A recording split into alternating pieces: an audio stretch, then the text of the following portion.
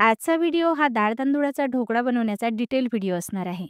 हा व्हिडिओ बघितल्यानंतर तुमचा डाळ तांदूळाचा ढोकळा कधीच चुकणार तर नाहीच नाही आणि पहिलाच प्रयत्न जरी असेल ना तरी परफेक्ट सुद्धा बनेल.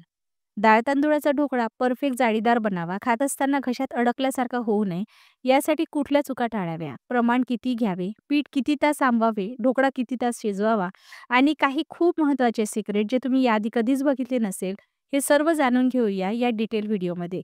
त्यामुळे रेसिपी शेवटपर्यंत नक्की बघा. जर आवडली तर लाईक करा आणि अशाच रेसिपी पुढे बघण्यासाठी घरोघरी अन्नपूर्णा या यूट्यूब चॅनलला सबस्क्राईब करून बेल आयकॉन नक्की दाबा.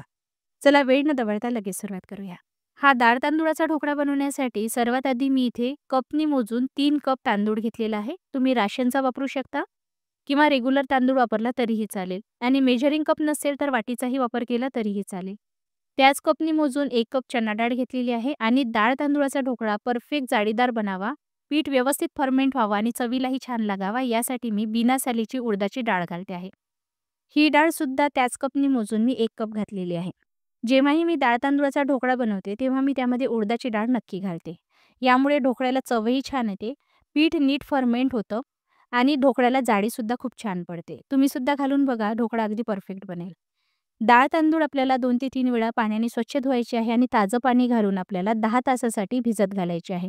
आता 10 तासानंतर हे डाळ तांदूळ आपल्याला मिक्सरला वाटून घ्यायचे आहे.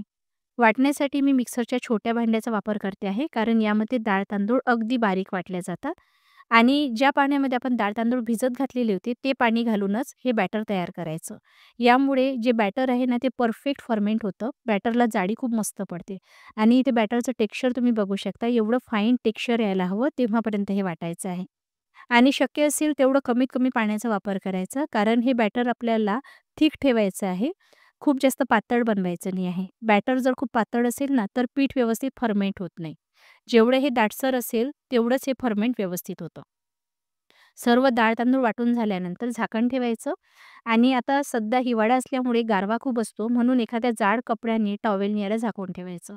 तर रात्रीचा गारवा खूप वाढलेला होता त्यामुळे टॉवेलने झाकून काम होणार नव्हतं, म्हणून हे पातेलं मी दुसऱ्या एका जाड कपड्याने झाकून ठेवलेलं होतं. म्हणजे याला डबल कोटिंग झालं आणि छान उब मिळाल्यामुळे हे पीठ फर्मेंटसुद्धा परफेक्ट झालं. तुम्ही एखाद्या उबदार जागेवर ठेवून सुद्धा हे पीठ फर्मेंट करून घेऊ शकता आणि इथे जाडी बघू शकता तुम्ही, किती परफेक्ट जाडी पडलेली आहे. हिवाळ्यामध्ये जर तुम्हाला ढोकळ्याचं पीठ परफेक्टली आंबवायचं असेल, तर या काही महत्त्वाच्या टिप्स लक्षात ठेवा. डाळ तांदूळ कमीत कमी 10 तासासाठी तरी भिजत घालायचे. पीठ जेव्हा वाटतं तेव्हा अगदी बारीक वाटायचं आहे. वाटत असताना जास्त पाण्याचा वापर करायचा नाही आणि हे कमीत कमी 12 तासासाठी तरी फर्मेंट करायचं. तेव्हाच तुमचं ढोकळ्याचं पीठ हे परफेक्टली फर्मेंट केलं जाईल. आता यामध्ये चवीनुसार मीठ घालायचं आहे. हळद घालायची. हळद अगदी कमी घालायची आहे. ढोकळा खाल्ल्यानंतर घशात अडकल्यासारखा होऊ नये त्यासाठी 4 ते 5 चमचे तेल घालायचं आणि सर्व नीट मिसळून घ्यायचं. हळद बॅटरमध्ये पूर्णपणे एकजीव होत नाही तेव्हापर्यंत हे एकसारखं फेटत राहायचं आहे. कारण जेव्हा आपण या बॅटरमध्ये इनो घालतो तेव्हा हळद आणि इनोची रिॲक्शन होते आणि ढोकळ्यावर लाल डाग दिसायला लागतात. ते होऊ नये यासाठी व्यवस्थित फेटून घ्यायचं. इथे मी आलं आणि हिरवी मिरची याचा ठेचा तयार केलेला होता तो घालते आहे. तुम्हाला नसेल घालायचा तुम्ही स्किप करू शकता. व्यवस्थित एकजीव करून घ्यायचं. आता यामध्ये आपल्याला दही घालायचं आहे. तुम्हाला आंबट ढोकळा आवडत असेल तर आंबट दही घातलं तरीही चालेल. तर इथे मी 1 कप दही घालते आहे, जे मध्यम आंबट आहे. हा ढोकळा असल्यामुळे दही आपल्याला कंपल्सरी घालावं लागतं. खमणमध्ये आपण दही घालत नसतो, पण हा ढोकळा असल्यामुळे यामध्ये दह्याचा वापर केलाच जातो. बॅटरची कन्सिस्टन्सी मध्यम ठेवायची आहे, खूप पातळ किंवा दाटसर ठेवायची नाही. इथे मी ढोकळा बनवण्यासाठी ढोकळा मेकरचाही वापर करणार आहे आणि ताटामध्ये कसा ढोकळा बनवायचा तेही तुम्हाला व्हिडिओमध्ये पुढे दाखवणार आहे. तर सर्वात आधी आपण ढोकळा मेकरमध्ये ढोकळा बनवूया आणि नंतर ताटामध्ये. तर या प्लेट्सला मी तेल ब्रश करून घेतलेलं आहे. इकडे पाणी उकळायला सुद्धा ठेवायचं. पाणी जेव्हापर्यंत उकळी येत नाही, तेव्हापर्यंत बॅटरमध्ये इनो घालायचा नाही. ही खूप महत्त्वाची टिप आहे आणि जेवढं हवं आहे तेवढंच बॅटर आपल्याला वेगळ्या पातेल्यामध्ये काढायचं आहे. संपूर्ण बॅटरमध्ये इनो मिक्स करायचा नाही. इथे मी जवळपास 3 कप एवढं बॅटर काढलेलं आहे. यामध्ये आपल्याला इनोचं 1 सॅचे घालायचं आहे. थोडं पाणी घालायचं. इनोचा इफेक्ट हा फक्त 2 ते 3 मिनिटासाठी राहतो. त्यामुळे हे बॅटर आपल्याला 1 मिनिटासाठी जोऱ्या-जोऱ्यात फेटायचं आहे. आणि बॅटर फुलायला लागलं, की लगेच आपल्याला हे बॅटर प्लेटमध्ये घालायचं आहे. इथे वेळ अजिबात वाया घालवायचा नाही. इनो घातलेलं बॅटर जर जास्त वेळासाठी तुम्ही बाहेर ठेवलं, खूप वेळ जर वाया घालवला, तर ढोकळ्याला जाळीही पडत नाही आणि ढोकळा पूर्णपणे बिघडतो. तर ढोकळा बनवण्यामध्ये ही स्टेप सर्वात जास्त महत्त्वाची असते. जर ढोकळा तुम्हाला जाळीदार बनवायचा असेल, तर ही स्टेप आपल्याला खूप झटपट करायची आहे. तर इथे सर्व बॅटर मी प्लेटमध्ये घातलेलं आहे. मी फक्त 2 प्लेटमध्येच बॅटर लावलेलं आहे. बाकी मी ताटामध्येच लावणार आहे. तर या प्लेट्स आता स्टँडमध्ये घालते आहे आणि लगेच आपल्याला वाफवायला ठेवायचं आहे. तर ढोकळा बनवत असताना एक सर्वात महत्त्वाची टिप जी तुम्हाला इथे लक्षात ठेवायची आहे, ती म्हणजे पाणी उकळी आल्यानंतरच बॅटरमध्ये इनो घालायचं आणि इनो घातल्यानंतर 3 मिनिटाच्या आधीच आपल्याला ढोकळा वाफवायला ठेवायचा आहे. हाय फ्लेमवर 20 ते 25 मिनिटासाठी हा ढोकळा वाफवायचा आहे. अधेमध्ये उघडून बघायचं नाही. सरळ-सरळ 20 ते 25 मिनिटानंतरच ओपन करून बघायचं. बघू शकता, मस्त फुलल्या गेलेला आहे. तर हा ढोकळा आपण पूर्णपणे गार करूया. तोपर्यंत आपण ताटामध्ये ढोकळा बनवूया. तर त्यासाठी मी उभ्या काठाचं इथे ताट घेतलेलं आहे.